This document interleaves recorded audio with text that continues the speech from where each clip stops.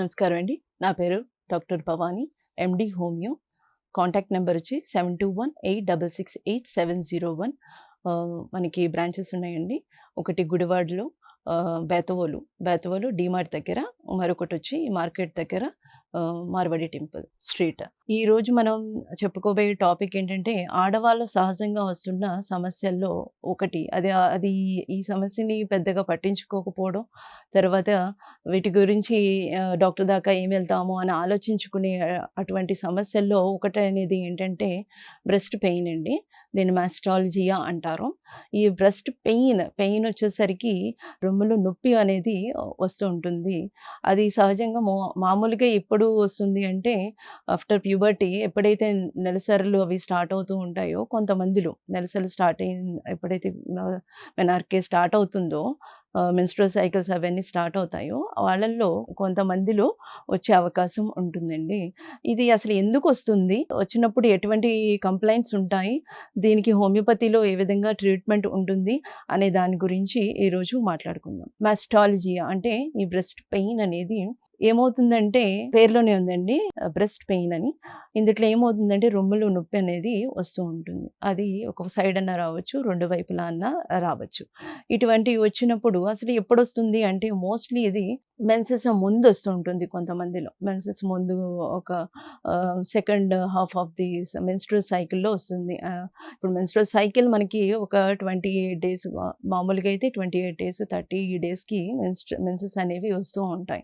ఈ ప్రాసెస్‌లో ఏమవుతుందంటే మూడో వారంలో కొంతమందికి నెలసరి స్టార్ట్ అవ్వడానికి ముందు ఈ నొప్పనేది స్టార్ట్ అవుతూ ఉంటుంది. ఆ నొప్పి కొన్నిసార్లు అది నొప్పి టెండర్‌నెస్ అంటే ముట్టుకుంటే కూడా అది కొంతమందికి టచ్ చేసినప్పుడు కూడా నొప్పి అనేది విపరీతంగా ఉంటుంది. వాపు కూడా కొంతమందిలో ఉంటుందండి. ఇది కాకుండా అది ఒక వైపన్నా ఉండొచ్చు, 2 వైపులన్నా ఉండొచ్చు. మోస్ట్‌లీ 2 వైపులా వస్తూ ఉంటుంది.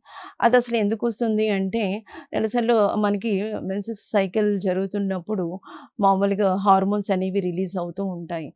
ఒక్కొక్క స్టేజ్‌లో ఒక్కొక్క హార్మోన్ అనేది రిలీజ్ అవుతుంది. ఎప్పుడైతే ఈ మెన్సెస్ సైకిల్‌లో హార్మోన్స్ చేంజెస్ అవుతూ ఉంటాయో కొంతమంది ఎక్సెసివ్ హార్మోన్స్ ఎక్కువ సెక్రీట్ అయినప్పుడు అవి ఏం చేస్తాయంటే అవి బ్రెస్ట్ మీద కూడా ఎఫెక్ట్ చూపిస్తాయి. ఆ ఎఫెక్ట్ చూపించినప్పుడు ఏమవుతుందంటే నొప్పొస్తుంటుంది. Second half of the menstrual సైకిల్‌లో అంటే మూడో వారం అలాగా కొంతమందిలో అయితే ఫస్ట్ నుంచి కూడా ఉండొచ్చు. అవి మోస్ట్‌లీ ఏంటంటే హార్మోనల్ ఇంబాలెన్స్‌లో ఉంటుందనమాట. ఈ హార్మోన్స్ వల్ల అవి ఎక్కువగా ఎఫెక్ట్ చూపిస్తాయి. కంప్లెయింట్స్ వచ్చేసరికైతే నొప్పుంటుంది. కొంతమందికి టచ్ చేస్తున్నా కూడా నొప్పుంటుంది. కొంతమందికి మంట కూడా ఉండొచ్చు. తర్వాత కొంతమంది కదులుతున్నా కూడా అది భరించలేనటువంటి నొప్పొస్తుంది. వాళ్ళేం చేస్తారంటే సపోర్ట్‌తో వాళ్ళు కొంచెం హ్యాండ్‌తో సపోర్ట్ చేసుకొని నడవడం గానీ, అలాంటివి చేస్తూ ఉంటారు. అది ఆ నొప్పి బ్రెస్ట్‌లోనే ఉండాలని లేదు.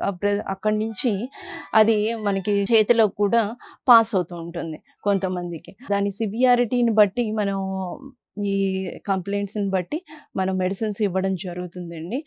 ఇందిట్లో అసల ఈ కంప్లెయింట్ హార్మోనల్ చేంజెసే మెయిన్. ఇదొచ్చినప్పుడు అసలు మనం అంత భయపడాల్సిన ఇదేమైనా క్యాన్సర్ వస్తదా ఏంటా అనేది భయపడాల్సిన పనుండదు. ఇది సైకిల్‌తో అంటే మెన్సెస్ సైకిల్‌తో ఇది వస్తూ ఉంటే అంత భయపడాల్సిన పనుండదు. ఒకవేళ అదేమన్నా ఒక పర్టిక్యులర్ పార్ట్‌లో గానీ, పర్టిక్యులర్ లొకేషన్‌లో గానీ ఉండి, గడ్డల్లాగా ఉండి, ఏమైనా డిశ్చార్జ్ అలాంటివండి, నొప్పి అలాంటివి ఏమన్నా ఉంటే మనం అది కొంచెం భయపడాల్సిన అవసరం ఉంటుంది.